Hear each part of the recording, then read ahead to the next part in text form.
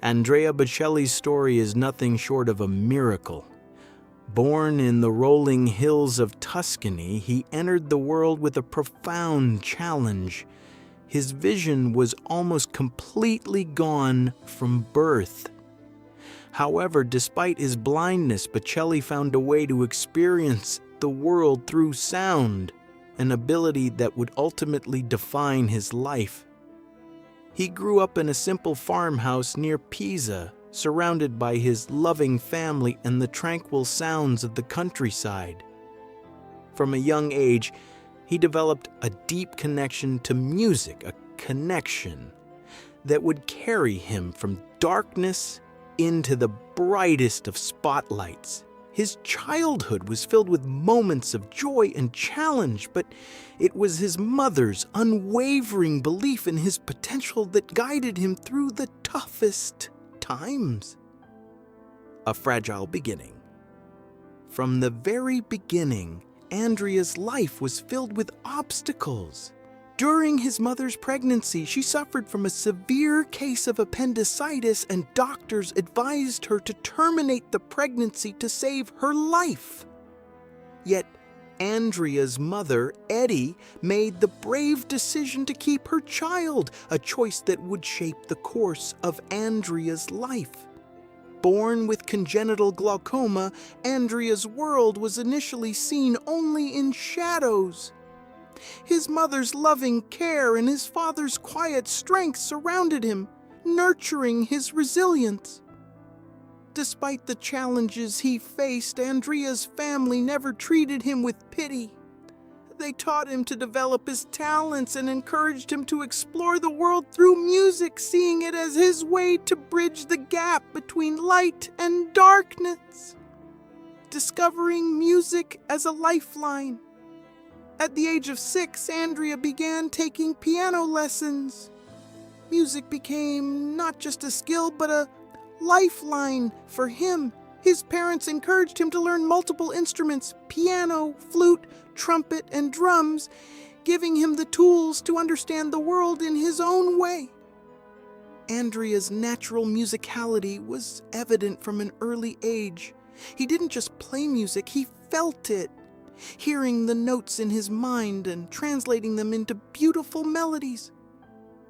After completely losing his sight at the age of 12, Andrea's ability to play by ear became even more vital. He memorized music in Braille and began to master complex pieces, relying on his heightened sense of sound. For Andrea, music wasn't just a pastime. It was a pathway out of darkness, a language that allowed him to see the world in a way few others could. The moment that changed everything. As a child, Andrea's greatest inspiration came from an unexpected source, a record gifted to him by his nanny, Oriana. It was a recording of Franco Corelli, the legendary Italian tenor. When Andrea first heard Corelli's voice, he was deeply moved, asking his mother, "How can a human being sing like that?" This moment sparked a lifelong fascination with opera. Andrea's connection to the music was immediate, and from that point on, he knew that singing could be his way of expressing himself to the world. But just as Andrea began to fully embrace his gift, tragedy struck. During a football game at the age of 12, Andrea was struck on the head by the ball, leading to a brain hemorrhage that caused him to lose his remaining sight. The loss of sight marked the beginning of Andrea's journey into complete darkness. Yet it also became the defining moment of his life, a moment that steered him towards his true calling in music. Music as his true vision. In the wake of losing his sight completely, Andrea found that music became his guiding force. The darkness that enveloped him became a canvas on which music came alive. The tragedy of his blindness didn't define him. Instead, it fueled his desire to use sound to convey the emotions that vision could no longer capture. Andrea spent his formative years listening to music and practicing his craft. His love for classical music, especially opera, grew stronger with every passing day. Even though his life was filled with challenges, music offered him a sense of purpose, giving him a way to see the world through sound. He later expressed, "Music has always been an essential need for me, something in my DNA, a medicine, a way to bring gentleness to life." Early struggles and the path to fame. As Andrea grew older, he faced the reality of pursuing his dreams while balancing practical responsibilities. At the University of Pisa, he studied law, a decision made out of a desire for stability, but his heart was always with music. During these years, Andrea continued to nurture his passion for music, performing in local bars to fund his education.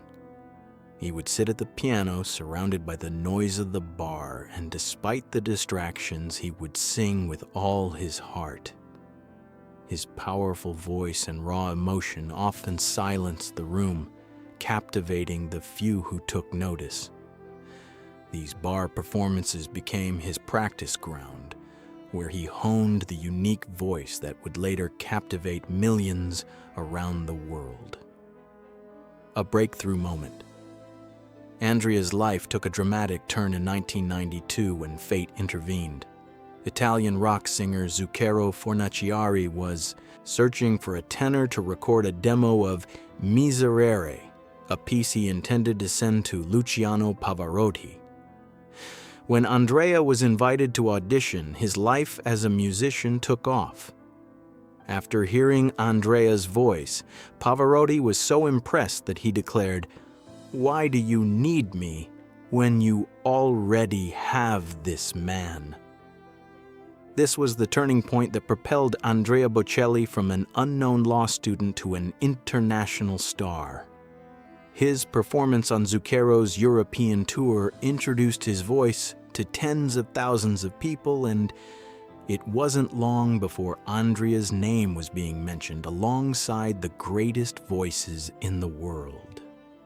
International stardom and personal growth. By 1994, Andrea Bocelli was a household name in Italy thanks to his victory at the Sanremo Music Festival, but it was his 1996 collaboration with Sarah Brightman on "Time to Say Goodbye" that solidified his place in global music history. The song became a chart-topping sensation, selling over 12 million copies worldwide and introducing Andrea's voice to a massive international audience. His albums, including Romanza and Sacred Aria, became the best-selling classical crossover albums of all time. Despite the immense success, Andrea remained humble, always remembering his roots and the struggle to get to where he was. In 1998, he performed for U.S. President Bill Clinton and British Prime Minister Tony Blair, marking a significant milestone in his career. Challenges and criticism. Despite his success, Andrea's journey wasn't without challenges. Traditional opera critics often criticized him for blending pop with classical music, accusing him of diluting the purity of the genre. However, Andrea's response was simple. Art is not about rules, it's about emotion.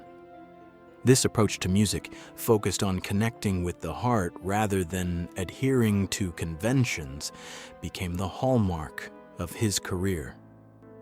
Andrea never sought to please critics or elites. Instead, he sought to reach people's hearts.